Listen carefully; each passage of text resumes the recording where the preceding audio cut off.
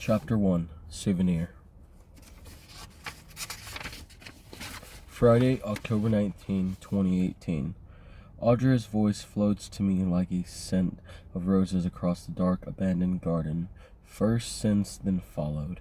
We're stopping just up here. It takes me a moment to come to the words, to apprehend their meaning. I've been very far away, fallen into deep crevices of my own thoughts and memories and preoccupations, clouded things, and now she is throwing a bright silken rope down, beckoning me to climb back up to her out of the murk. I blink a few times on the blur of scenery going by my window. It is so terribly vibrant. We are moving so fast. The farther into Maine we've gotten, the tenser my muscles have become. I feel their gentle protest as I come back to myself in the passenger seat of her little Volvo wagon. She's driving us onward and onward, further into the wild. Ground control to Major Tom. Are you there, Major Tom? Her voice is supple, deep as a river, bend, scratchy as an alto sax, able to convey everything or nothing at all depending on her mood. Yes, reporting for duty and stopping for a moment. Sounds good? I say, adjusting myself in my seat. You can even stay in the car, she says quickly, as if not wanting to inconvenience me. I really just have to use the bathroom. No problem. Might get out to stretch. I rub my hands on the thighs of my jeans and yawn, looking back out the window. Towering palms, ferns, and pines in varying depth of green, all shimmy like 20s flappers in the stiff breeze. Breeches wrapped like mummies. And what looks to be peeling papyrus lean this way and that. Grand oak, maple, and chestnuts muscle in one another, flared in their autumn robes. A multi-configuration under the dazzling mid-October sun. We are in the middle of a beautiful nowhere, digging into sprawling hinterlands, into territories of wild earth, and rolling, winding roads away from Wagner took us through towns with names like Charleston, Dover, Foxcroft, Manson, and Shirley, all with their quiet, beautifully cinematic sets. Dressing it was like each was created for Grange Hall flea market and movie sets. Rifles with small town American static stone war memorials, American flags, whitewashed chipping town hall buildings from other centuries, church bells, towers in the actual process of tolling, gone-going, calling to me. The sound was ominous in a remote soft of way unnameable. I glance at Audrey again, consider her, and wonder if my other students have found out about this little trip. They'll be upset to hear I've undertaken this effort to work with and see Audrey. They know I would never do the same for them. The admirers and the sycophants hate Audrey. They deride her, mock her, belittle her, and her work behind her back. But they're mediocre, deluded, self-consolers. She is better than them in almost every way, and they know it. But I understand her because I am her, or was 20 plus years ago, just starting out full of ideas and energy and hunger and pure unbridled talent dedicated to the work I can cultivate with her. I can make her greater than she ever could have been on her own. None of the others afford me that, not a single one. When Audrey's first proposed this one-on-one visit, I'd been pleasantly surprised, even a little triumphant, but things couldn't help but flicker back into memory like sunlight breaking through clouds. Image emotions, colors, cadmium yellow, alizarin crimson, prism violet, cerulean blue, just snippets, catches of history. I'd lived in Maine for 2 years, as a matter of fact, but as much younger men barely move than a boy. It was decades ago. Many bottles of wine and lovers and lines of cocaine and gallery showings and awards and lectures and semesters ago. So much has happened, so much has grown in the space between me and that Corpius boy, so far down the tunnel of time that he feels almost entirely obscured from insignificant to the man, the artist I've become. I didn't tell Andrea any of that because my experience here all those years ago holds reality she might consider a little ugly. I didn't want to ruin our fun. I didn't want to ruin the potential such a trip might hold for us. I still don't, so I'm treating this adventure like a clean slate made just for me and her. It's another mile or two until we stop, Andrea tells me, as her eyes track a big pickup roaring by. We pass the mouth of a private dirt driveway posted no trespassing, no hunting.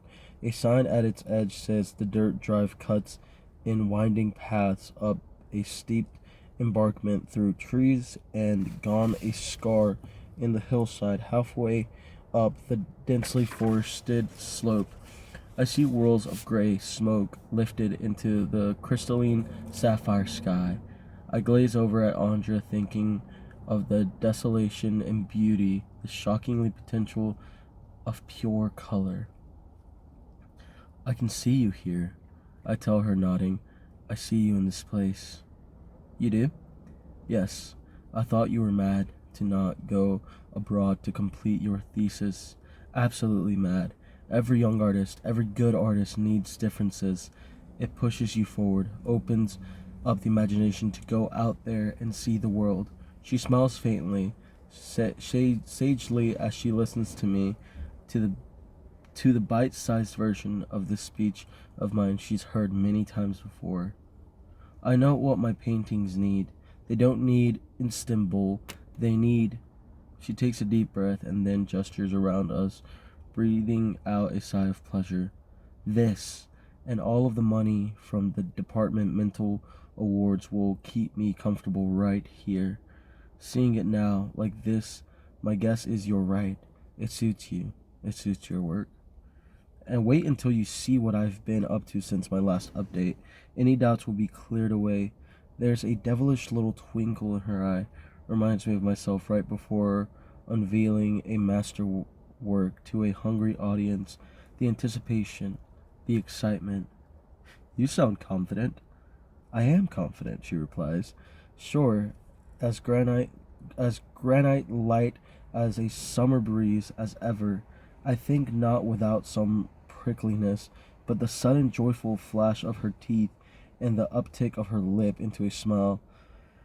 The way her hair flares in the sun plunges me into a wild, raw infuriation, that just born kind of infiltration, and you feel at the beginning of every one of your own very best love stories. The sensation is of a rose reblooming, an egg recracking, a sweet delicious pleasure released. It has been this way with me since I met her, this inability to look away from her and what she creates, even her bald confidence. I admit, I'm the same way, unwavering about my art, but where I am hot-headed, Audrey is still coolness, steady, withholding. The coolness, the distancing ends with this weekend, I'm sure. Why else invite me all this way all the way the hell up here? A towering pile of stripped logs lies to one side of an industrial building. To our left, like Paul Bunyan's cast of toothpicks, the sign files by Buchard Timber Outfit. The buildings on site are done up as log cabins. Quaint. I reach down and dig my leather satchel for a stick of gum to help me freshen up. Audrey holds her hand out, and I give her one too. Thanks, she says. I run my hand through my hair and roll my head around on my neck, feeling cooped up. I take my glasses off and polish the lenses with my t-shirt, then return them to my face and take in Audrey's shoulder-length auburn hair, that heavenly nest that crowns her brilliant head, so beautiful, effervescent. I look at the gentle, fine slopes of her skull, her arcs, and parables, sweet and harmonious. I look at her smooth skin dotted all over with faint celestiation of freckles. She's a galaxy unto herself. I look at the thick but never brushed, birdish auburn eyebrows, the frame, those deep, mysterious eyes. She must sense me studying her because she turns her head to look at me, and there's a smile on her face. The gap between her front teeth bulging, her eases and warmth draw a smile out of me and Audrey away together and robed in layer upon layer of color and beauty. She turns to the road, but I keep looking at her long, elegant neck. I imagine a shiny, luxuriant body I have imagined, but I have never been allowed to look, and I have never been allowed to touch. I have a prayer in my heart, in my mind, in my body. I have little doubt that my prayer will be answered. It always is, but with Audra, even my desire is different than with the others. In her, I see the potential for true greatness, the potential to rise up in the art world and become someone like me. I wish to consume, yes, but also wish to uplift, to steerward, and build the greatness that already exists within her, that reminds me so much of myself. There is so much I could do for her, so much I could show her, so much I could teach her if Audra would only be willing to take in what is hers. Courage is what's needed to become great. I learned that very early on, and now that this invitation, I'm like a vampire over the threshold. Professor Durant? She laughs, the sound round and loud and heartily, like carved wooden orbs tossed in the air. You are nothing but a crystal clear drinking glass, sir. I can see right through you. I laughed, hearing her voice, that we both understand everything about this weekend, that the game is afoot. She has the preternatural ability to see me better than most, sometimes to my delight, often to my Cambridge. She brushes some hair behind her ear, revealing a bright yellow enamel bird earring presented to her lobe. Where in the hell are we? Away, Colfax? I asked with a smile of my own, relaxing into my seat, hands clasped in my lap. Some quite hidden gears of desire switched on, counting down. I glazed back through the windshield as we rise further and further uphill. The road seemingly cut straight into the ancient sprawling woods, the forest primeval, the last best place my heart of darkness. She enchants, that round laughing bounding out of her, Greenville, Maine, the Moosehead Lake region bud, Greenville, Maine, Moosehead Lake. My pulse quickens in a stab, my gaze is suddenly keen, I skipping from one random object to another, as if something out there will reverse the truth of it, as if some radical difference in the terrain will reveal the memory is false. But no, Greenville, Maine. I have been there before. Here before. My brow creases like paper. My heart seems to be working harder and faster than the car itself, like it might leave my body and arrive before the rest of me. As we climb to the top of the hill, two things emerge. To the right is a small shopping center with a large sign at the road announcing it has the Drigo Hill Trading Post, and out beyond the apex, the hill is a grand bouquet ready vista. Sprawling miles of trees broken up by thin, snaking roads and the vast, interconnected mirrors round of a giant lake. Holy shit. Audra is saying something, but I don't really hear her. I swallow and work to silently manage my breathing, calm my nerves. I think of my yoga training. I think of my breath. I count. I center. 1, 2, 3. 1, 2, 3. Is the Moosehead Lake down there? The one you just said? I swallow, putting on a smile of the Moosehead Lake region. I ask this in my best Chamber of Commerce voice as she flips on her right turn signal and pulls us into the parking lot of Drago Hill Trading Post, but I already know the answer. I feel like I'm inside a dream, but I can't tell if it's mine or somebody else's. It is indeed, she smiles, her crooked Colfox smile. My God, my prayer for her, the Baser one, is like nervous struggling bird in my hands, fighting. To be set free, but my shock at being back in this place threatens to squeeze the nervous, struggling bird to death. So yeah, we're in Greenville now.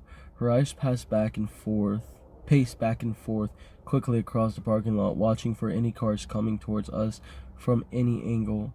I take 3 quiet, meditative breaths. About an hour and a half northwest of here, I picked you up in Bangor, so driving you're about 5.5, 6 hours from Boston right now, but only about an hour and a half from the Canadian border, she tells me, as the car crackles over and the broken asphalt and pulling into a parking space near the supermarket.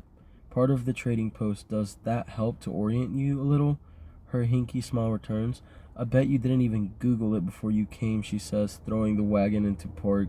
I lean forward and peer at the structure of the place. I'm not sure how it would have helped me if I did, I say, leaning back, taking it all in. My eyes stay glued on the building. Why worry about such things when traveling with a native? I take off my seatbelt and swipe my hands through my hair once, twice, 3 times in quickly succession. Audrey cuts the engine and pulls the key from the ignition.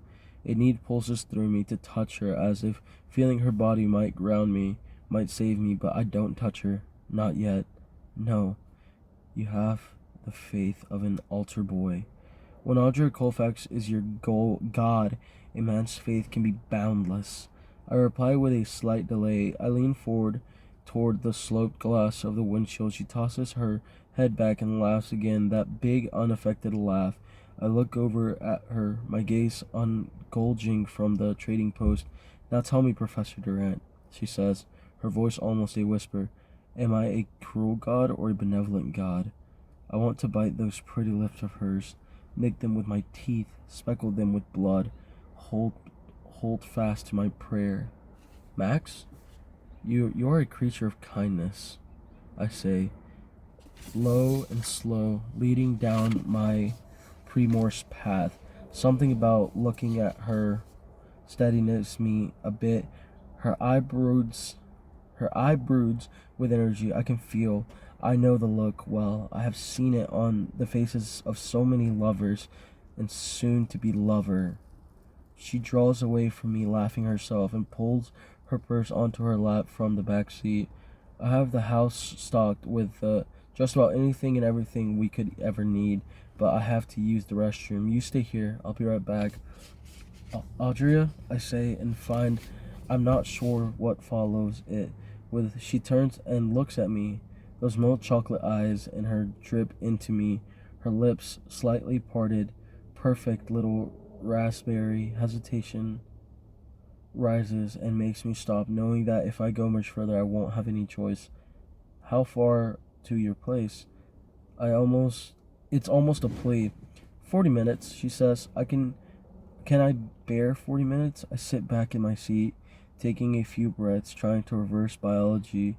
They think of cold showers, the Queen of England, the disemboweled porcupine on the road 25 miles away, fresh and slick with balloon-like organs spilling from a belly. She laughs gently. I know, she says, her voice seemingly to understand. I look at her and wonder if she does, if she really understands. Her eyes scan all around my face, her own mescal of comparison, heat, tenderness, irrigation, and impatience. It seems to mirror mine. She sits back in the seat, and we both look forward out of the windshield, trying to cool off. She sighs, and it is like a lonely historic wind sweeping across Grant Western Plain. Desolation and desire. That's my Audrey. I swallow and take another breath, looking at shoppers moving in and out of the front entrance of the supermarket. Many a man and a woman is wearing flannel therms, puffy jackets. Hunting season. I asked, looking at a man wearing a camouflage sweatshirt and a bright orange knit cap. There are others, I realize, plenty of others in similar grab. Oh yes, Audra says. Bear, deer, moose, right now, this is a very popular area for hunting. How bizarre to be here once again. The scene conjures itself before me like a terrible magic trick, a palimpsest. There had been fewer cars. The lot wasn't paved then. The supermarket had been smaller, less modern, and named something else. But the general angles, the spatial arrangements, the sight at the top of the hill, yes, deja vu ripples through me like a bad lunch begging to announce itself hours before the final disaster. My stomach twists and I feel an uneasy settle. I never thought I would return. I told myself I never would. I gazed at Audra and the brightness of the lemon yellow braids in her ear plunging in the air. It was many years ago, yes. I forced my shoulders to release their tension. So many years, such a very long time ago, that it may as well not even be the same place or the same life. Genghis Khan. An action committed in anger is an action destined for failure.